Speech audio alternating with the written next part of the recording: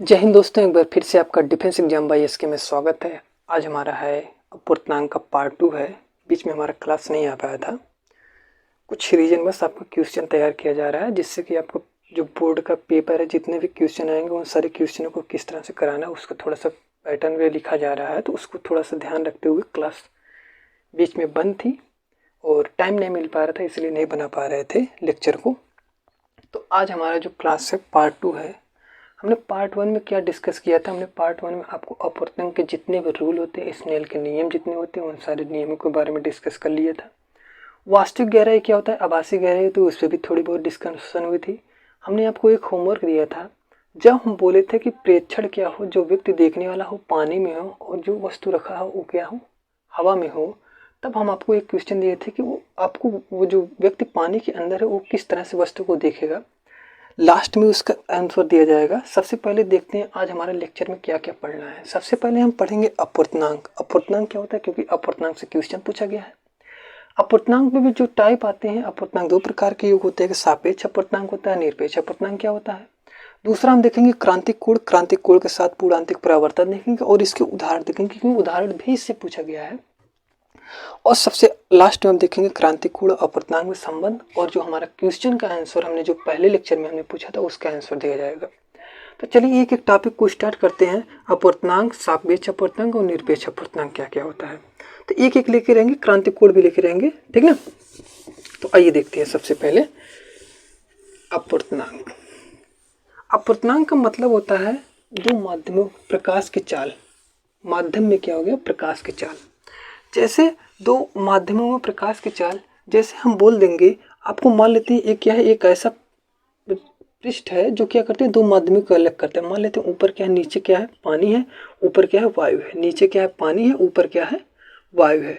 तो ये ऐसा पृष्ठ है जो क्या कर रहा है, ये दोनों माध्यमों को अलग कर रहा है। आपको पता होगा वायु में जिस तरह प्रकाश की चाल चलेगी, पानी में तो उस तरह से चलेगी नहीं, कुछ तो कम हो जाएगा प्रकाश की चाल का, मतलब चलने की प्रक्रिया में कुछ तो कम हो जाएगी। तो इसी को बोलते हैं माध्यम में प्रकाश की चाल। माध्यम में जब प्रकाश की चाल बात होगी तो वो होगा अपूर्णांक। अपूर्णांक से एक बहुत इंपॉर्टेंट क्वेश्चन पूछता है, अपूर्णांक का कोई मात्रक तो होता है? तो अपूर्णांक का याद रखिएगा, मात्रक कोई नहीं होता है। ये आपको प्रीवियस लेक्चर में बताया, मात्रक भी नहीं होती है इसकी, ना तो इसकी कोई बीमा होती है। सबसे इंपॉर्टेंट, ना मात्रक ना बीमा होती है। अपूर्णांक है चालों का अनुपात है। क्या है, चालों का अनुपात। अपूर्णांक का मतलब क्या है, चालों का अनुपात। अब चालों का अनुपात का मतलब हो गया, जैसे आप देखते हैं निर्वात में प्रकाश की चाल कितनी होती है, निर्वात या वायु में प्रकाश की चाल कितनी होती है, 3 × 10⁸ ये तो होती है। लेकिन जिस तरह से निर्वात में चल रहा है, वायु में तो कुछ कम हो जाएगा। तो इसी चालों के अनुपात को बोलते हैं अपूर्णांक। अब देखिए अपूर्णांक भी दो प्रकार के होते हैं, एक होता है सापेक्ष अपूर्णांक, एक होता है निरपेक्ष अपूर्णांक। इसमें क्या अंतर है? निरपेक्ष अपूर्णांक का मतलब होता है कि जब पहला माध्यम हमेशा फिक्स कर दे, एक माध्यम हम क्या कर दें, फिक्स कर दें। जब पहला माध्यम हम क्या करते हैं, फिक्स कर देते हैं, उसको बोलते हैं निरपेक्ष अपूर्णांक। जैसे हम बोल देते हैं पहला माध्यम हमेशा क्या रहेगा, वायु रहेगा। पहला माध्यम क्या रहेगा, हमेशा पहला माध्यम हमेशा क्या रहेगा, वायु रहेगा। जब पहला माध्यम वायु कर देंगे तो उसको बोलेंगे निरपेक्ष अपूर्णांक। जैसे हम बोले, जैसे वायु के सापेक्ष अपूर्णांक को दर्शाते किससे, वो भी देख लीजिए। अपूर्णांक को दर्शाते हैं n से या इस तरह से दर्शाते हैं, तो हम इसको इस तरह से दर्शा रहे हैं। वायु को हम दर्शाते हैं ए से, वायु के सापेक्ष कांच का अपूर्णांक बोल देंगे, वायु के सापेक्ष हम बोल देंगे जल का अपूर्णांक बोल देंगे, वायु के सापेक्ष हम बोल देंगे डायमंड, डी से दिखा रहे हैं डायमंड मतलब हीरे का अपूर्णांक पूछ लेंगे। तो निरपेक्ष अपूर्णांक का मतलब होता है जब हम एक माध्यम फिक्स कर दे रहे हैं, हमेशा वायु से पूछ रहे हैं। किससे पूछ रहे हैं, वायु। जब हमारा पहला माध्यम वायु होगा तो उसको हम कौन सा बोलेंगे, निरपेक्ष अपूर्णांक। और अगर हम अपूर्णांक की बात करते भी हैं तो हमेशा किसका अपूर्णांक की बात करेंगे, निरपेक्ष अपूर्णांक की बात करेंगे। सापेक्ष अपूर्णांक का मतलब होता है ऐसा अपूर्णांक जिसका माध्यम कोई फिक्स ना हो।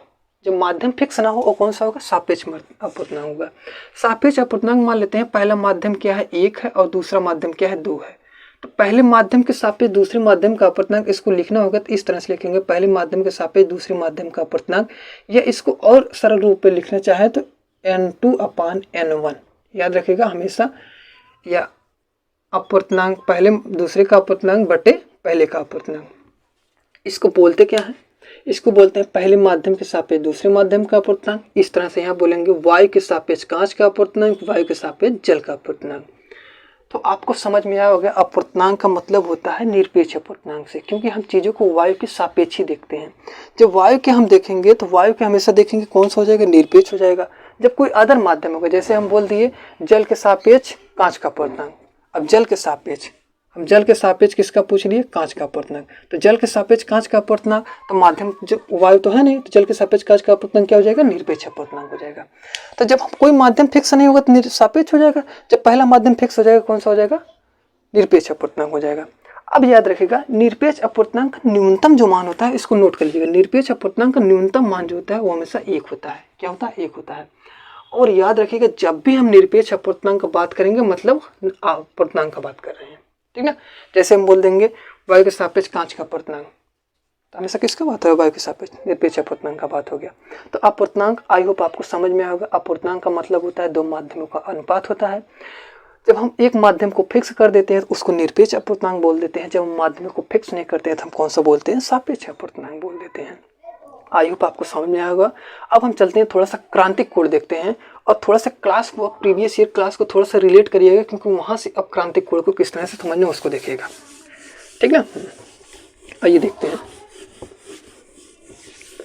सबसे पहले हम देखते हैं क्रांतिक कोण आखिर होता क्या है, उसके लिए कुछ कंडीशन बनी है, उस कंडीशन को पहले पढ़ लेते हैं। क्रांतिक कोण आप हेडिंग डालिएगा तो क्रांतिक कोण कहता है सबसे पहले क्रांतिक कोण हो या पूर्णांतिक परिवर्तन। पहली कंडीशन इसकी जो बनती है, पहली कंडीशन ये कहता है हमेशा माध्यम जो होगा वायु जो किरण चलेगी सघन माध्यम से किधर चलेगी, सघन माध्यम से विरल माध्यम, सघन माध्यम से विरल माध्यम में, सघन माध्यम से विरल माध्यम में। तो पहला कंडीशन तो समझ में आ गया, सघन माध्यम से विरल माध्यम में। अभी इसको चित्र के द्वारा भी बताया जाएगा किस तरह से, तो आप थोड़ा धैर्य रखिएगा, क्लास स्लो चलेगी तो आपको लेकिन समझ में आसानी से आ जाएगा। पहला कंडीशन क्रांतिक कोण के लिए हो या पूर्णांतिक परिवर्तन के लिए हो, टोटल इंटरनल रिफ्लेक्शन दोनों के लिए हमेशा क्या है, पहला माध्यम क्या हो, सघन माध्यम हो। दूसरा कंडीशन क्या होता है, अब दूसरा कंडीशन तो हो जाएगा क्रांतिक कोण के लिए, तो पहला याद रखिएगा। अब चलते हैं चित्र बनाते हैं। दूसरा कंडीशन अभी हम लिख देंगे, वो पूर्णांतिक परिवर्तन के लिए है। तो याद रखिएगा पहला माध्यम चाहे पूर्णांतिक परिवर्तन हो चाहे क्रांतिक कोण हो, पहला क्या हो जाएगा, सघन माध्यम से विरल माध्यम में हो गया। अब आइए थोड़ा सा चित्र के माध्यम से देखते हैं।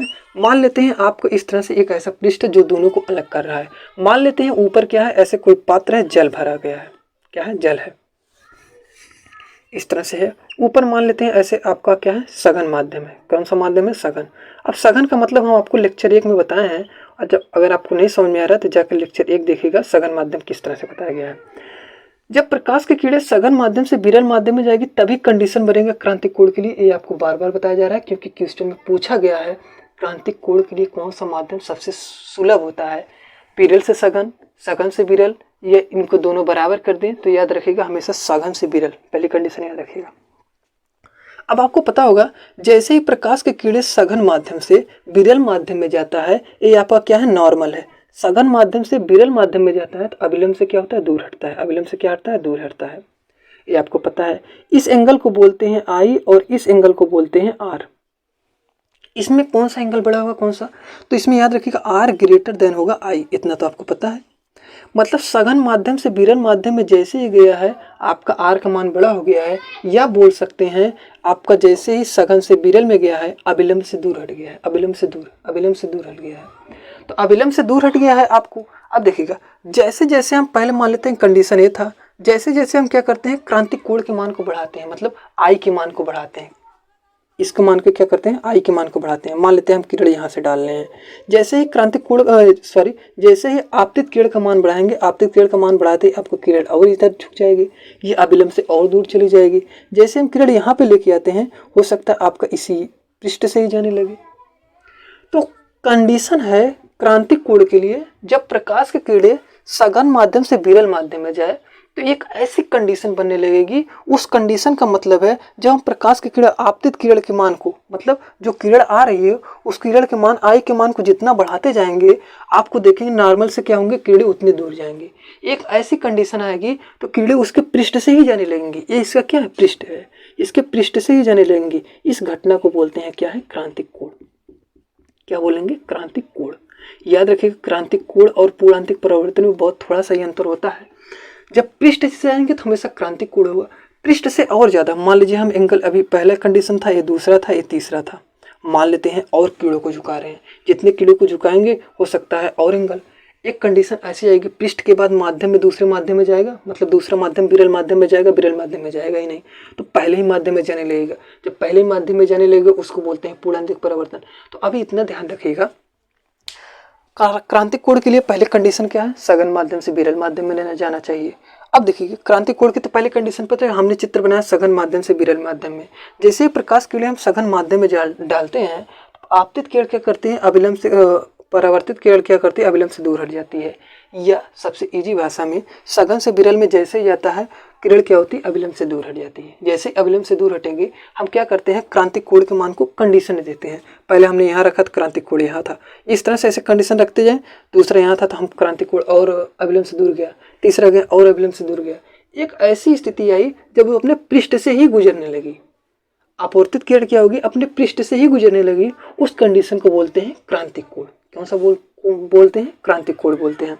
तो याद रखिएगा, जब प्रकाश के किरणों को सघन माध्यम से विरल माध्यम में लेके जाते हैं, लिया जाता है प्रकाश किरण सघन से विरल में, तो एक ऐसी कंडीशन जब प्रकाश की किरण अपने पृष्ठ से ही होकर जाने लगे तो उस घटना को क्या बोलते हैं, क्रांतिक कोण बोलते हैं। अब देखिए क्रांतिक कोण के साथ साथ यहीं पे हमने आपको बताया था पूर्णांतिक परावर्तन। अब पूर्णांतिक परावर्तन का इसी चित्र को मान लेते हैं, यहाँ पे थोड़ा सा बनाते हैं, देखिएगा। मान लेते हैं इस तरह से, ये आपका क्या है, नॉर्मल है। जैसे हमने किरण यहाँ से डाला था, ये मान लेते हैं कंडीशन नंबर 4 मान लेंगे, 3 तक यहाँ पे था, मान लेते हैं कंडीशन नंबर 4। 3 पे जैसे ही हम डाला था पृष्ठ से जाने लगा, मान लेते हैं चौथा जैसे ही एंगल बनाया था हमारा इसी में जाने लगेगा। तो ये हमारा पहला माध्यम क्या माना गया है, सघन, और दूसरा क्या माना गया है, विरल, ये तो माना गया है। अब देखिएगा, याद रखिएगा, जब हमारा चौथा किरण डाले हैं तो देख रहे हैं चौथा किरण डाले हैं तो अब विरल माध्यम में जा ही नहीं रहा है, विरल माध्यम में जा ही नहीं रहा है।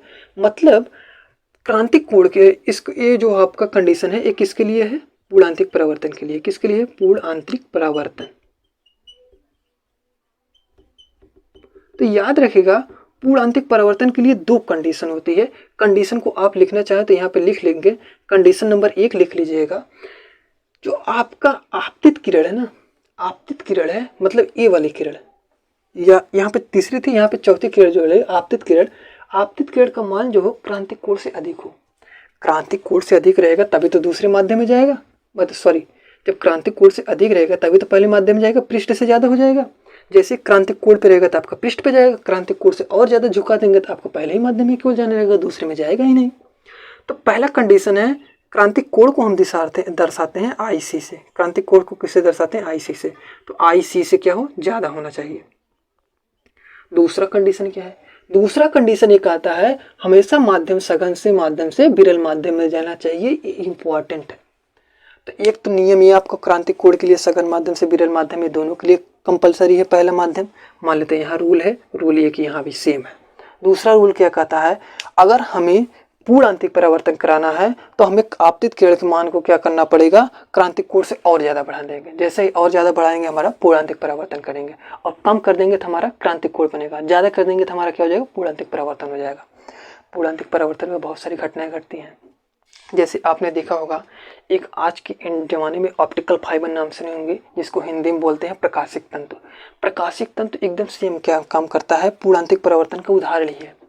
इसको देखिए मेन काम क्या करता है, आप देखते हैं प्रकाश के सिग्नलों को एक स्थान से दूसरे स्थान तक कैसे भेज सकते हैं, तो उसके लिए एक ही माध्यम है, ऑप्टिकल फाइबर। क्या है, ऑप्टिकल फाइबर। ऑप्टिकल देखिए इसका यूज क्या होता है, जब एक माध्यम से एक स्थान से दूसरे स्थान पर भेजते हैं तो ऊर्जा का क्षय बहुत कम होता है, ना के बराबर होता है। तो जब पूर्णांतिक परावर्तन का यूज का मतलब होता है जहाँ पे ऊर्जा का क्षय प्रकाश के सिग्नलों के रूप में भेजे, ऊर्जा का क्षय एकदम 0 हो, तो वहाँ पे पूर्णांतिक परावर्तन होता है। तो ऑप्टिकल फाइबर हो गया। आज के ज़माने में इंटरनेट की सुविधाएं जितनी होती हैं, प्रकाशिक तंतु ऑप्टिकल फाइबर के बिना संभव नहीं है। तो इस तंत्र का यूज पूर्णांतिक परावर्तन में होता है। तो आई होप आपको समझ में होगा क्रांतिक कोण। क्रांतिक कोण के लिए सबसे पहले जरूरी है सघन माध्यम से विरल माध्यम में। दूसरा, क्रांतिक कोण के पूर्णांतिक परावर्तन के लिए IC का मान IC से ज़्यादा होना चाहिए। आपतित किरण का मान क्या होगा, IC से ज़्यादा होना चाहिए। कंडीशन हो गया, समझ में आ गया। अब चलते हैं थोड़ा सा क्रांतिक कोण को, आपको समझ में आया कि नहीं। अगर कोई दिक्कत हो तो आप कमेंट करके पूछिएगा। हाँ, अभी तक आप चैनल पर नए हैं तो सब्सक्राइब जरूर कर दीजिएगा चैनल को। हाँ, लाइक जरूर करिएगा क्योंकि मेहनत बहुत लगती है, ठीक ना। तो आइए देखते हैं अगला टॉपिक, देखते हैं क्रांतिक कोण और पूर्णांतिक परावर्तन। आपको समझ में आ गया होगा। अगला कंडीशन देखते हैं। कंडीशन में देखते हैं क्रांतिक कोण और अभी इससे पहले हम क्या बताएं, अपवर्तनांक, दोनों में संबंध देखते हैं किस तरह से होता है, ठीक ना। हाँ, आइए सबसे पहले हम देखते हैं क्रांतिक कोण और अपवर्तनांक में संबंध। हम इसके सिंबल से अब डिनोट कर देंगे क्योंकि क्रांतिक कोण का हमने बता दिया किस तरह से डिनोट करते हैं। देखिएगा, क्रांतिक कोण अपवर्तनांक को किस तरह से डिनोट करते हैं, इस तरह से, और क्रांतिक कोण को IC से। इसके बीच में क्या है, हम संबंध बता रहे हैं। तो याद रखिएगा, अगर हेडिंग देना हो तो इस तरह से दे दीजिएगा, दोनों के बीच में क्या है, संबंध है। अब देखिएगा, जब दोनों में चालों का ही तो अंतर है। अब देखिएगा, जब सघन माध्यम के सापेक्ष, सघन माध्यम को बोलते हैं डेंसर, D से दर्शाते हैं। सघन माध्यम के सापेक्ष विरल माध्यम का अपवर्तनांक बोल देते हैं। तो हमारा N2 मान लेते हैं साइन I अपान क्या है, साइन R। थोड़ा सा ध्यान दीजिएगा, अब थोड़ा सा मान रखेंगे किस तरह से आएगा उसको समझिएगा। Sine I upon sine R होता है। अब थोड़ा सा चित्र को एक बार और रिपीट कर दे रहे हैं। मान लेते हैं हमारा एक तीसरी वाली कंडीशन है। तीसरी वाली कंडीशन था मतलब इसी पृष्ठ पे जा रहा था। और एक चीज़ देखेंगे, अगर इसके एंगल को देखेंगे तो ये हमारा I था तो बन गया था IC, क्रांतिक कोण बन गया था। इसके बीच में अगर एंगल देखेंगे तो इसके बीच में एंगल क्या है, 90 है। मतलब ये किसका एंगल 90 है, RE का तो एंगल 90 है। अगर हम यहाँ पे मान रखेंगे, मान रखना चाहेंगे तो मान किस तरह से रख सकते हैं, डेंसर सघन माध्यम के सापेक्ष विरल माध्यम का अपवर्तनांक साइन I की जगह क्या हो जाएगा, IC हो जाएगा, बटे साइन R का मान कितना हो जाएगा, साइन 90 हो जाएगा। यहाँ पे मान पुट किया गया है, मान रखा गया है। इस चित्र के माध्यम से देख लीजिएगा मान किस तरह से रखा गया है, साइन 90 हो गया है। अब देखिएगा, साइन 90 का मान आपको याद होना चाहिए। साइन 90 का मान हमारा होता है 1, साइन 90 का मान होता है 1। तो साइन 90 का मान 1 पुट करेंगे तो हमारा D बराबर हो जाएगा DR, सघन माध्यम के सापेक्ष विरल माध्यम का अपवर्तनांक हो जाएगा साइन IC, इतना हो जाएगा। कभी कभी इसके बीच में रिलेशन पूछा गया है। अब देखिएगा, थोड़ा सा ध्यान दीजिएगा, हमने आपको इससे पहले बताया था उत्क्रमणीयता का सिद्धांत बताया था। उत्क्रमणीयता का सिद्धांत अगर आपको याद होगा, दूसरे माध्यम के सापेक्ष पहले माध्यम का अपवर्तनांक हमने बताया था 1/1N2। मतलब अगर हम बोल रहे हैं सघन माध्यम के सापेक्ष, सघन का मतलब हो गया डेंसर, सघन माध्यम के सापेक्ष विरल माध्यम का अपवर्तनांक लिखना चाहे इसको तो इस तरह से नहीं लिख सकते, विरल माध्यम के सापेक्ष सघन माध्यम का अपवर्तनांक, यही तो रूप हो गया। तो इस चीज को हम रूप लिख रहे हैं इस वाले रूप में, इसको हम लिख सकते हैं या इससे यहाँ पे लिख लीजिएगा, इस तरह से हो जाएगा। तो हमारा ए वाला रूप लिख ले रहे हैं। तो 1/1 R अपवर्तनांक D बराबर साइन C, इसके बीच में क्या होता है, संबंध होता है। अब आप कमेंट करके बताइएगा, लेंस का जो चैप्टर चलेगा उसमें सब कुछ बताया जाएगा किस तरह से क्या रिलेट करते हैं। कमेंट करके बताइएगा लाल रंग और बैगनी रंग किसका क्रांतिक कोण ज़्यादा होता है, किसका क्रांतिक कोण कम होता है, आपको पता हो। क्रांतिक कोण का उल्टा आपका चलता है, अपवर्तनांक चलता है, वो भी बताया जाएगा। तो हो जाएगा साइन IC हो जाएगा, ठीक। तो ये आपको लिख लीजिएगा, कभी कभी पूछ लेता है क्रांतिक कोण और उसके बीच में, ठीक ना। तो संबंध याद रखिए, अपवर्तनांक देख रहे हैं इसके पहले माध्यम के सापेक्ष, हमेशा देखिए विरल माध्यम के सापेक्ष सघन माध्यम का अपवर्तनांक पूछा जाता है। विरल माध्यम के रूप में हमेशा क्या ले जाएगा, y बनाया जाएगा, इसलिए हमेशा ए रूप को हमेशा इस रूप में देखा जाता है, ठीक ना। और एक चीज याद रखिएगा, आपको शॉर्ट वीडियो भी आएगा जिसमें अपवर्तनांक को बताया जाएगा। जब दो माध्यमों का अपवर्तनांक सेम हो जाता है तो क्या होते हैं, जैसे आपको पहचान नहीं कर पाएंगे। जैसे आपने देखे होंगे जादूगर लोग पानी पे चलने लगते हैं, किस तरह से चलने लगते हैं, ऐसा तो नहीं तो पानी पे आज तक कोई संभव है चलना। तो होता क्या है, पानी और कांच का अपवर्तनांक जब दोनों सेम हो जाएगा तो आप जो पानी के अंदर जो कांच रहेगा वो दिखेगा ही नहीं। तो उसके ऊपर हम एक शॉर्ट वीडियो लेके आएंगे जिसको आपको बता देंगे वो वहाँ पे किस तरह से एग्जाम्पल के द्वारा, उस तरह से आप समझ जाएंगे प्रैक्टिकल करके। आई होप आपको समझ में आ गया संबंध जो होगा क्रांतिक कोण और अपवर्तनांक के बीच में संबंध, ये आप याद रखिएगा, ये निकलता है हमेशा, ठीक। तो याद रखिए 1/रेयर टू डेंसर बराबर होता है साइन आई सी, या इसी का रूप कभी कभी लिख देता है, देखिए इसी का रूप अभी लिख लेंगे 1 साइन आई सी बराबर हमारा होता है रेयर टू डेंसर, ये हो गया ना। कभी कभी इसी का रूप लिखते हैं 1 साइन बराबर होता है कोसेक, कभी कभी ये भी लिखा है, तो कंफ्यूज ना हो जाइए कोसेक किस तरह से आ गया होगा। साइन का उल्टा होता है कोसेक, अब टेग्नोमेट्री में जाना पड़ेगा उसके लिए। साइन का उल्टा होता है कोसेक, टैन का उल्टा होता है कॉट, वो अलग अलग होता है, सेक का कोसेक होता है, ठीक ना।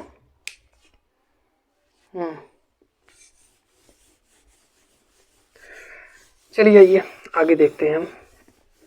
तो हमारा तो लगभग जितने टॉपिक थे तो सब तो हो गया था। हमने आज क्या क्या पढ़ा है पहले एक बार रिपीट कर लेते हैं। अपूर्णांक हो गया है हमारा, क्रांतिक कोण हो गया है हमारा, पूर्णांतिक परावर्तन हो गया है, रिलेशन इनके दोनों के बीच में हो गया है। अब हमारा एक क्वेश्चन जो पता था उस क्वेश्चन के ऊपर आते हैं। क्वेश्चन को थोड़ा कैटेगरी में बांट लेते हैं। किस तरह से, एक मान लेते हैं आपका वस्तु कहाँ रखा गया है, डेंसर में रखा गया है। कहाँ रखा गया है, डेंसर में मान लेते हैं, यहाँ पे रखा गया है। और यहाँ से प्रेक्षक क्या है, देख रहा है। प्रेक्षक मान लेते हैं यहाँ पे इसका आँख है, यहाँ से देख रहा है। मान लेते हैं एक व्यक्ति यहाँ पे है और एक क्या है, व्यक्ति यहाँ है, अंदर पानी के अंदर है, पानी के अंदर है, तैर रहा है और तैरते तैरते किसी व्यक्ति को देख रहा है, ऊपर जा रहे हैं। इस तरह से किस तरह से चीज़ें बिहेव करती है उसको समझिएगा। वास्तविक गहराई और आभासी गहराई का क्वेश्चन है, याद रखिएगा, ठीक ना। अब देखिएगा, जब प्रकाश की किरणें सघन माध्यम से विरल माध्यम में जाती है तो अभिलंब से दूर जाती है, अभिलंब के पास जाती है तो अभिलंब से दूर जाती है। तो आपको दिखेगा वस्तु यहाँ कहीं आसपास, मतलब ये वस्तु जो नीचे रखा है तले में वो ऊपर उठा हुआ दिखेगा। वास्तविक गहराई से ऊपर वास्तव में रखा गया है नीचे, एच ऊंचाई पे दिख रहा है आपको, एच डैश ऊंचाई पे। इसी तरह से इसका उल्टा हो जाता है। मान लेते हैं वस्तु क्या है, विरल माध्यम से सघन माध्यम में चल रहा है। विरल माध्यम से क्या चल रहा है, सघन माध्यम में चल रहा है। जैसे ही विरल माध्यम से सघन माध्यम में चलेगा आपको अभिलंब की ओर झुके दिखाई देगा। अभिलंब की ओर झुके दिखेगा, डॉट डॉट दिखेंगे तो आपको वस्तु यहाँ दिखेगा, मतलब वास्तविक ऊंचाई से ज्यादा ऊपर दिखेगा। जब ज्यादा ऊपर दिखेगा तो कहाँ से देख रहा है, पानी के अंदर से देख रहा है। व्यक्ति कहाँ से देख रहा है, पानी के अंदर से देख रहा है और झिलमिलाते हुए प्रतीत दिखाई देगा। तो आपको याद रखिएगा, जब पानी के अंदर वस्तु होता है, पानी के अंदर वस्तु होने का मतलब क्या है, वायु के सापेक्ष क्या है, सघन माध्यम में। जब सघन माध्यम में वस्तु होता है तो हमेशा ऊपर उठा दिखाई देता है। जब वस्तु विरल माध्यम में होता है तो और ज्यादा ऊपर, मतलब वास्तविक से ज्यादा, ये वास्तविक से कम, वास्तव में नीचे है और ऊपर उठा हुआ दिखाई दे रहा है। वास्तव में है एच ऊंचाई पे दिख रहा है, एच डैश ऊंचाई पे।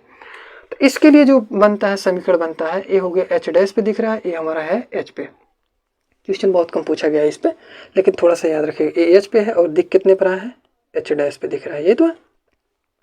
अब देखिएगा, इसको मानते हैं, इसको जब दिखाते हैं ज्यादा से कम को बताते हैं। जब हमारा जगह ज्यादा से कम का मतलब ज्यादा ऊपर कौन है, एच डैश माइनस एच कर लेते हैं। इसको क्या करते हैं, एच माइनस एच डैश करते हैं। ये अंतर याद रखिएगा, क्योंकि क्वेश्चन कभी कभी पूछा है और ज्यादातर कंडीशन में यही क्वेश्चन पूछता है, ये वाला क्वेश्चन कम पूछता है, ठीक ना। अब नेक्स्ट क्लास में हमारा चलेगा लेंस। लेंस के ऊपर बहुत सारी डिस्कशन होगी। और याद रखिएगा, जो अपवर्तन जो हमारा खत्म हुआ है, अपवर्तन का केवल एक पार्ट खत्म हुआ है। अपवर्तन का एक पार्ट कौन सा खत्म हुआ है, जब हम पानी की सतह, पानी में भी चल रहे थे, अभी हम किसी और माध्यम में कांच पे चल रहे थे, अभी हम जब गोली सतहों पे चलेंगे, लेंस पे चलेंगे, प्रिज्म पे जब जाएंगे तो अलग अलग कंडीशन पे अलग अलग बिहेव करेगा। उन सारे आंसर का आपको जवाब लेक्चर नंबर आगे में मिलता रहेगा। तो आज के क्लास के लिए इतना ही। जय हिंद।